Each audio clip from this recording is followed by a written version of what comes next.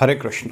श्रीमद् भगवद गीता के अध्याय 13 के श्लोक 20 में अब आगे भगवान श्री कृष्ण अर्जुन से कहते हैं कि प्रकृतिम पुरुषम चैव विद्यनादि उभावपि विकारांश गुणाश्चैव विद्धि प्रकृति संभवान।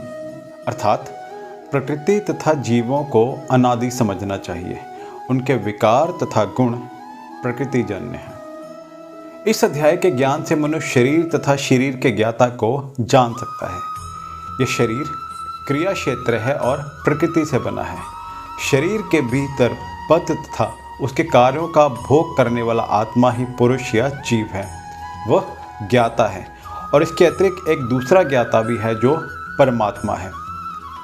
निस्संदेह ये समझना चाहिए कि आत्मा तथा परमात्मा एक ही भगवान की विभिन्न अभिव्यक्तियां हैं।